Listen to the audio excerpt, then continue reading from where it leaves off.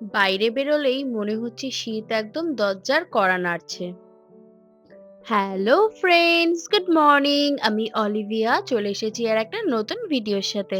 সকালে ঘুম থেকে ওঠার পর থেকে খুব ঠান্ডা লাগছে, ওয়েদারটা চেক করে দেখলাম এখন টেম্পারেচার ফিল লাইক 2। বাইরে বেরোলেই মনে হচ্ছে শীত একদম দরজার বাইরে কড়া নাড়ছে। এইরকম ওয়েদারে বাচ্চাদের স্কুলে যাওয়াটা না সত্যি খুব কঠিন হয়ে যায়।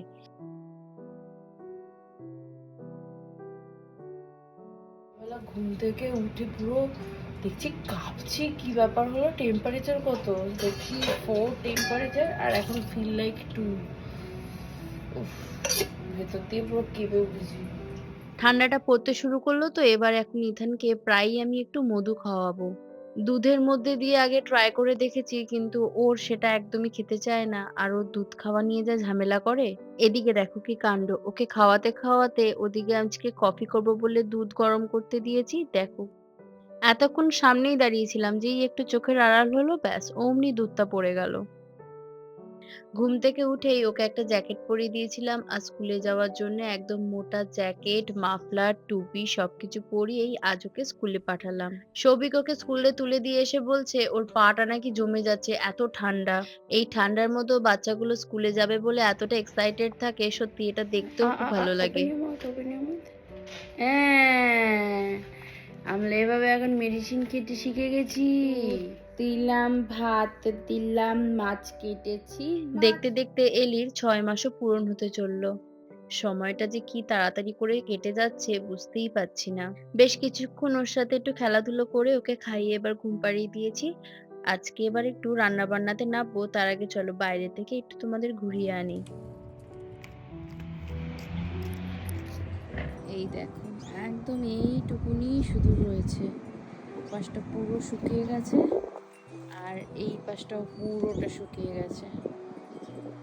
আর এই কুমড়ো ফুল কয়েকটা রয়েছে, 2-3টে। ওপরে একটা ডাল রয়েছে, ওটাতেও কয়েকটা ফুল আছে, জানি না পাবো, হ্যাঁ পেয়ে যাবো আজকে। চলো তুলে নিই, আর একটু পাতাও নেবো আজকে। দেখতে মনে হয় ভীষণ কাছে, বড্ড দূর।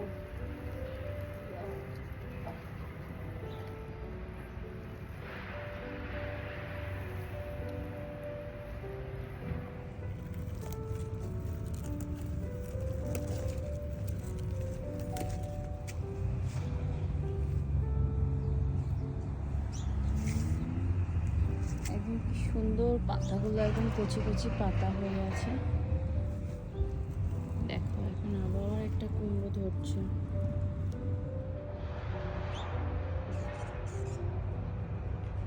কালকে অনেকেই আমার কাছে পাইন গাছটা দেখতে চেয়েছো ভালোভাবে। এই দেখো,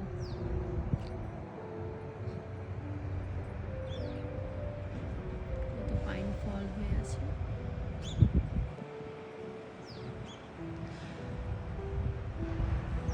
আমাকে অনেকে বলেছো, সাজেস্ট করেছো ঘর সাজানোর জন্য এই পাইন কালার করতে হবে, তারপরে ওটাকে করতে হয়, তো অনেক কিছু ঝামেলা আছে।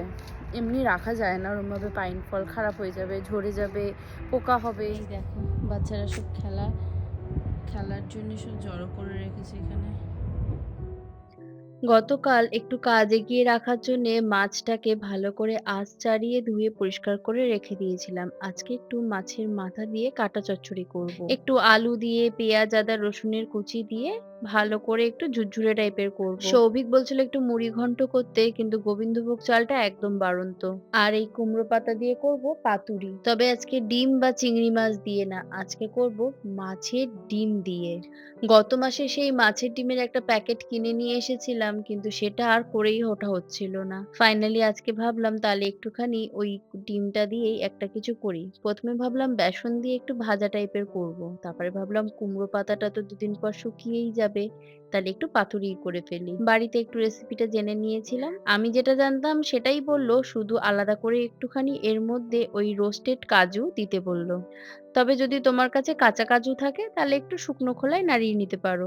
মাছের ডিমটাতে দেব হচ্ছে একটু আদা, একটু রসুন আর একটু পেঁয়াজ কুচি, তার সাথে একটু লঙ্কা আর ওই সর্ষে, পোস্ত আর কাজু বাদামের পেস্ট।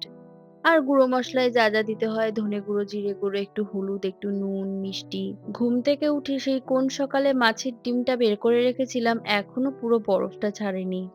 ৩ মিনিট জলটা মাইক্রোওভেনে গরম করে ডিমের মধ্যে দিয়ে দিলাম। এতে ডিমটাও ভালো পরিষ্কার হবে আর বরফটাও পুরো ছেড়ে যাবে। মাছের ডিমের পাতুরিটা আমি আমার বাড়িতে প্রচুর খেয়েছি। তবে এই মাছের ডিমের একটা রেসিপি আমি সৌভিকের বড় মাসিমণির বাড়িতে খেয়েছি। টক দিয়ে করে, ওটাও আমার দারুণ লাগে। তবে আজকে এই ডিমটা দিয়ে পুরোটাই আমরা পাতুরিই করব। তবে আজকে পাতুরিটা আমি দুভাগে করব। পাতা যেহেতু একদমই অল্প আছে তাই কিছুটা পাতায় ভাজবো আর বাকিটা এয়ার ফ্রায়ারে। সুবিধার জন্য এই ছোট বাটিটা থেকে বড় বাটিটাতে আবার শিফট করে নিলাম পুরো ডিমটাকে। আমি এর আগে অনেক ভিডিওতেই বলেছি আমি পাতুরিটা ভালোভাবে করতে পারি না। টেস্টটাও একটু নুন কম লাগে, আবার বাদ দিয়ে গেলেও আমার অসুবিধে হয়। তাই আমাকে অনেকে সাজেস্ট করেছিলে একটু নুন আর হলুদ দিয়ে আগে পাতাটাকে ভালো করে মিশিয়ে নিতে। তো আমি তো সেটা ভুলে গেছিলাম। তাই আমি একটু মাছের ডিমটাকেই পুরো পাতার মধ্যে মাখিয়ে নিয়ে তারপরে পাতুরিটা বাঁধবো। আর বাঁধার জন্যে অনেকেই আমাকে বলেছিলে যে সুতোটা একটু মোটা করে দিতে, তাহলে আমার বাঁধতে সুবিধা হবে। তো আজকে আমি সুতোটাকে একটুখানি অনেকগুলো ফোল্ড করে মোটা করে নিয়েছি। তো দেখলাম সত্যিই বাঁধতেও সুবিধা হয়েছে আর খোলার সময়ও আমার অসুবিধে হয়নি। পাতুরিটা আমি এখানে ভাজতে বসিয়ে দিয়ে বাকি ডিমটাকে আমি এয়ার ফ্রায়ারে দিয়ে দিলাম। আমার রান্না প্রায় হয়েই গেছে। আর এরই মধ্যে আমার এলিও ঘুম থেকে উঠে পড়েছে। চলো এবার একটা মজার গল্প বলি। আজকে এলিকে একটা নতুন হেয়ার স্টাইল করে দিয়েছিলাম। তো ওর মুখটা আমার তো বেশ ভালোই লাগছিল, কিন্তু ওর ঠাম্মা একদম পছন্দ করেনি। বললো, এটা কি বেঁধেছিস চুল, মুখটা একদম ভালো লাগছে না, তুই এটা খুলে দে, ওর মাথায় লাগবে, তুই বড্ড টান টান করে বেঁধেছিস। যতই আমি বোঝানোর চেষ্টা করছি দেখো চুলটা ঢিলা, কিছুতেই মানতে চাইছিল না জানো। খালি বলছে ওর মুখে একদম মানাচ্ছে না, তুই এই চুলটা খুলে দে। তোমরা দেখে বলো তো আজকে এলির এই হেয়ার স্টাইলটা এলিকে মানাচ্ছে কিনা।